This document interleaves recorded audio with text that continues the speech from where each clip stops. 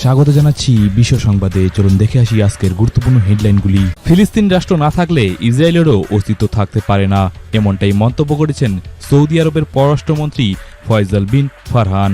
প্রচণ্ড দাবদাহে নাজেহাল পাকিস্তান, তাপমাত্রা ছাড়িয়েছে 53-র ওপরে।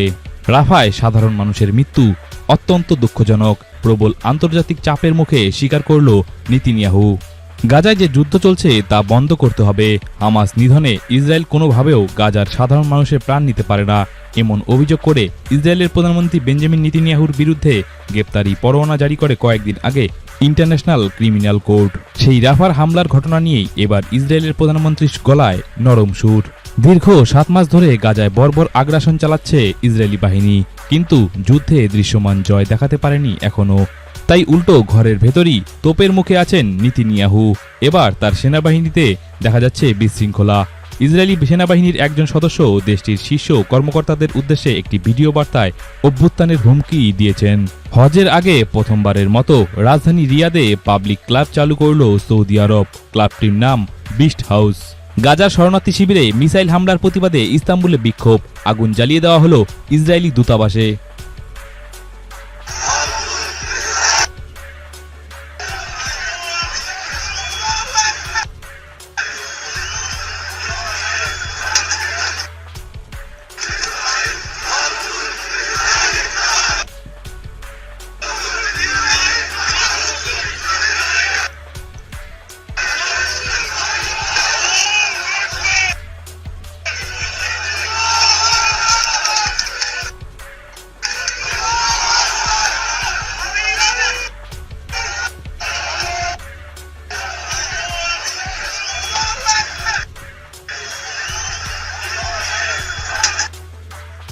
রোদ থেকে বাঁচতে ছাতা মাথায় হাঁটছে সিংহ, না দেখলে বিশ্বাসই করবেন না, দেখুন নিজের চোখে।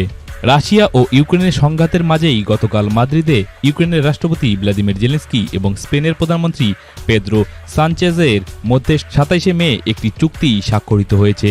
চুক্তি অনুযায়ী স্পেন এই বছর ইউক্রেনকে 1 বিলিয়ন ইউরোর সমমূল্যের সামরিক সহায়তা দেওয়ার প্রতিশ্রুতি দিয়েছে। এই চুক্তিতে স্থল, আকাশ ও নৌ অন্যান্য ব্যবহারের জন্য আধুনিক সরঞ্জাম সরবরাহের কথা বলা হয়েছে। দুই বঙ্গে যখন তাণ্ডব চালাচ্ছে রেমাল নামক সাইক্লোন, তখন মার্কিন যুক্তরাষ্ট্রের বেশ কিছু রাজ্যে টর্নেডোর আঘাত। 4 রাজ্যে মিলিয়ে কমপক্ষে 20 জনের মৃত্যু হয়েছে বলে জানা যাচ্ছে। গাজার প্রতিশোধ, হামাসের রকেট হামলা ইসরায়েলে। আচমকাই সাইরেন বাজতে শুরু করেছিল মধ্য ইসরায়েল জুড়ে। এই সাইরেনের আওয়াজ বাসিন্দাদের অচেনা নয়। রকেট ছুড়েছে হামাস। গত 4 মাসের মধ্যে এই প্রথম রকেট হামলা চালালো প্যালেস্তানি জঙ্গি গোষ্ঠী হামাস। ঝাঁকে ঝাঁকে রকেট এসে পড়ল রাজধানী তেল আবিব সহ মধ্য ইসরায়েলে। একই সাথে আমেরিকার 2 রাষ্ট্রপতি প্রার্থীকে সমালোচনা করল তাদের সেখানকার জনগণ। লিবার্টারিয়ান পার্টির জাতীয় সম্মেলনে বক্তৃতা করতে গিয়ে বিপরীত অভিজ্ঞতার সম্মুখে পড়তে হল ডোনাল্ড ট্রাম্পকে। ওয়াশিংটনে শনিবার ওই অনুষ্ঠানে ভিড়ের মধ্যে থেকে অনেকে তাকে লক্ষ্য করে কটাক্ষ করা শুরু করেছে। এমনকি প্রেসিডেন্ট জো বাইডেনকেও আমেরিকার সবচেয়ে খারাপ প্রেসিডেন্ট বলে অনেকে বলেছে। ব্রিটেনের আসন্ন নির্বাচনের আগে বড়সড় সমস্যার মুখে পড়লেন ব্রিটেনের প্রধানমন্ত্রী ঋষি সুনক। কনজারভেটিভ পার্টির মোট 78 জন এমপি পদত্যাগ করলেন। তাদের মধ্যে রয়েছে ক্যাবিনেট মন্ত্রীরাও। পদত্যাগকারীরা জানিয়েছে আসন্ন নির্বাচনে তারা ফের প্রতিদ্বন্দ্বিতা করতে রাজি নন। সেই তালিকায় রয়েছেন ব্রিটেনের প্রাক্তন প্রধানমন্ত্রী টেরেসা মে। বিরাট সাফল্য রাশিয়ার। সোমবার রুশ বাহিনী ইউক্রেনের 2টি গ্রাম দখল করে নিয়েছে বলে জানিয়েছে দেশটির প্রতিরক্ষা মন্ত্রণালয়। বসতিগুলো ছিল খার্কিভ অঞ্চলের ইভানিভকা এবং দোনাস্কের নেতাইলভ। রবিবার রাতে বাংলাদেশের উপকূলীয় এলাকায় ঘূর্ণিঝড় রেমালের আঘাতে এখনও পর্যন্ত 10 জনের মৃত্যু হয়েছে বলে জানা গিয়েছে। এছাড়া ঝড়ে 1,50,457টি ঘরবাড়ি ক্ষতিগ্রস্ত হয়েছে বলে জানা গিয়েছে। গাজা উপত্যকা থেকে ছোড়া একটি রকেট ইসরায়েলের দক্ষিণাঞ্চলের সীমান্তবর্তী এলাকায় আঘাত এনেছে। এতে কোনো হতাহত বা ক্ষয়ক্ষতির ঘটনা ঘটেনি। গাজা সংলগ্ন 2টি কিব্বুৎজিম সাদা ও নাহাল ওজে সাইরেন বেজে উঠেছিল। আর কোনো দেশ নয়, শুধু ভারতীয় হজ যাত্রীদের জন্য সৌদিতে পাবে বিশেষ খাতিরদারি। এতদিন মক্কায় হজ করতে আসা সকল দেশের তীর্থযাত্রীদের জেদ্দা বিমানবন্দর থেকে মক্কায় আসার জন্য বাস দিত সৌদি আরব কর্তৃপক্ষ। তাতে সময় লাগত অনেকটাই। এই বছর অন্যান্য দেশের যাত্রীরা সেই পুরনো পরিষেবা পাবেন। শুধু 31,000 ভারতীয় হজ যাত্রীরা বিশেষ খাতিরদারি ব্যবস্থা করবে সৌদি কর্তৃপক্ষ। নাইজেরিয়ার উত্তর পশ্চিমাঞ্চলে সশস্ত্র গোষ্ঠীগুলোর হামলায় 10 জন নিহত ও অন্তত 160 জন নিখোঁজ হওয়ার পর শত শত মানুষ তাদের গ্রাম ছেড়ে পালিয়ে গিয়েছে বলে সোমবার স্থানীয় সরকার চেয়ারম্যান ও 2 বাসিন্দা জানিয়েছে। নির্বাচনে লড়তে পারবেন না 5 বছর, কারাদণ্ড দেশের সাবেক প্রেসিডেন্ট পদপ্রার্থীর। মিশরের একটি আদালত সোমবার সাবেক প্রেসিডেন্ট পদপ্রার্থী আহমেদ তানতাউইকে নির্বাচনী নথি জালিয়াতির অভিযোগে 1 বছরের সশ্রম কারাদণ্ডে দিয়েছে এবং আগামী 5 বছরের জন্য নির্বাচনে দাঁড়াতে পারবেন না তিনি, এমনই নিষেধাজ্ঞা করেছে আদালত। চলতি সপ্তাহে স্যাটেলাইটবাহী নতুন একটি রকেট উৎক্ষেপণের প্রচেষ্টায় ব্যর্থ হয়েছে উত্তর কোরিয়া। উত্তর কোরিয়ার জাতীয় মহাকাশ সংস্থার ডেপুটি কমান্ডার বলেছেন, ম্যালিগিয়ং-1 নামের স্যাটেলাইটটি বহনকারী রকেটটি দেশের পশ্চিম উপকূলের একটি উৎক্ষেপণ পয়েন্টে থেকে উৎক্ষেপণের পর সোমবার রাতে ওঠার প্রথম পর্যায়ে বিস্ফোরিত হয়। সোমবার রাতে লাক্ষাদ্বীপের কাছে আরব সাগরে 4.5 মাত্রার ভূমিকম্প অনুভূত হয়। 300ও নয়, 670ও নয়, দ্বীপরাষ্ট্র নিউ পাপুয়া গিনিতে জীবন্ত কবরে চলে গেল 2000-এরও বেশি মানুষ। প্রথমে সরকারের অনুমান ছিল 300 জন এবং রাষ্ট্রপুঞ্জের অনুমান ছিল সংখ্যাটা 670-এর মতো হবে, কিন্তু পাপুয়া নিউ গিনি সরকার জানালো প্রকৃত সংখ্যাটা তার 3 গুণেরও বেশি। জীবন্ত কবরে গিয়েছেন সেই দেশের 2000-এর বেশি মানুষ। আনুষ্ঠানিকভাবে গোটা বিশ্বের কাছে প্রার্থনা করেছে দক্ষিণ পশ্চিম প্রশান্ত মহাসাগরীয় এই দেশটি।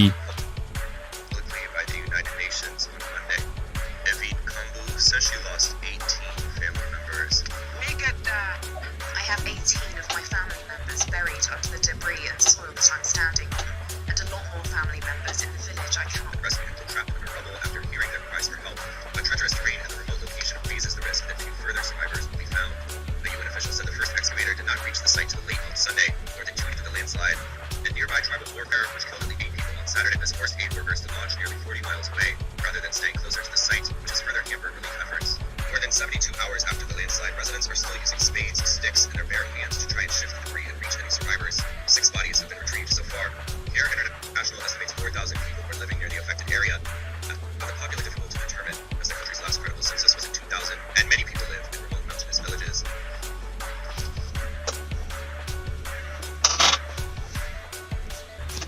বিশ্বের সর্বোচ্চ পর্বতশৃঙ্গ মাউন্ট এভারেস্টে পর্বত আরোহীদের দীর্ঘ লাইনের একটি ভিডিও ভাইরাল হয়েছে ইন্টারনেট দুনিয়ায়। অভিযোগের ফিরিস্তি অনেক লম্বা। বাংলাদেশের সাংসদ আনোয়ারুল আজিমের দেহ কোথায় সে নিয়ে উঠছে জল্পনা, কিন্তু তার অভিযোগের উপর অভিযোগ এসেই চলেছে। ইন্টারপোলের রেড কর্নার নোটিশ ছিল আনোয়ারুলের বিরুদ্ধে। পাক অধিকৃত কাশ্মীরের বদলা নিতেই গুটি সাজাচ্ছে ভারত। বেজিংয়ের শত্রুর সঙ্গে আরও মজবুত হচ্ছে বন্ধুত্ব। ভারতের প্রতিবেশী দেশ পাকিস্তানের সাথে কিন্তু বরাবরই গুরুত্বপূর্ণ সম্পর্ক বজায় রেখেছে চীন। তবে এই চীনের সাথে বিরাট রাজনৈতিক ব্যবধান রয়েছে তার পড়শি দেশ তাইওয়ানের। তাই এবার চীনের শত্রু তাইওয়ানের সঙ্গে বন্ধুত্ব করতে শুরু করেছে ভারত। ইউক্রেনের খার্কিভ শহরে বিমান হামলা চালালো রাশিয়া। সেখানকার একটি ব্যস্ত দোকানে হামলা চালায় রাশিয়া। এই হামলায় মৃত্যু হয়েছে অন্তত 14 জনের এবং আহতের সংখ্যা 43। ফিলিস্তিনের স্বাধীনতাকামী সংগঠন হামাস একটি টানেলে ইসরায়েলের সেনাবাহিনীদের জন্য একটি ফাঁদ পেতেছিল। হামাসের সেই ফাঁদেই বন্দী হয়ে গেল ইসরায়েলের অনেক সেনা। পাকিস্তানের সেনা চেকপোস্টে বড় জঙ্গি হামলা, এখনও অবধি নিহত হয়েছে 6 জন এবং আহতের সংখ্যা 5 জন। লস্করে ইসলাম এবং তেহরিকি তালিবান নামক জঙ্গি সংগঠনগুলি খাইবার পাখতুনখোয়া প্রদেশের তিরাহ উপত্যকায় আচমকা 93টি চেকপোস্টে হামলা করে। এই হামলায় পাকিস্তানি সেনাবাহিনীর 6 জন সৈন্য শহীদ হয়েছেন।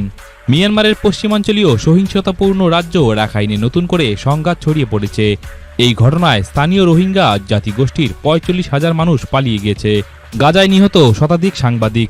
সংবাদ মাধ্যম নজরদারি কর্তৃপক্ষ এ বিষয়ে বিশ্ব আদালতে অভিযোগ দায়ের করেছে।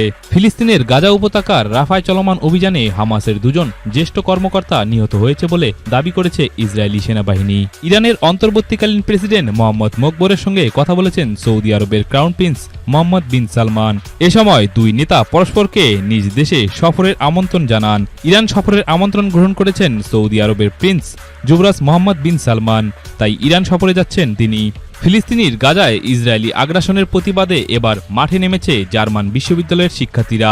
বিক্ষোভরত এসব শিক্ষার্থীদের ওপর দমনমূলক ব্যবস্থা ও পুলিশি হামলার অভিযোগ তুলেছে ছাত্র ও বিশ্ববিদ্যালয় কর্তৃপক্ষ। হেলিকপ্টার দুর্ঘটনায় প্রেসিডেন্ট ইব্রাহিম রাইসির মৃত্যুর পর নতুন নির্বাচন অনুষ্ঠিত হবে ইরানে। আগামী 28শে জুন ইরানে নতুন প্রেসিডেন্ট নির্বাচন হবে। দেশটির প্রাক্তন প্রেসিডেন্ট মাহমুদ আহমেদি নেজাদ এই নির্বাচনে প্রার্থী হওয়ার ঘোষণা করেছেন। ইরানের গণমাধ্যম ইরান বিশ্বের প্রতিদিনের গুরুত্বপূর্ণ খবরের হেডলাইন্স দেখতে সাবস্ক্রাইব করুন বিশ্ব সংবাদ এবং শেয়ার করুন প্রিয়জনদের সাথে। ধন্যবাদ।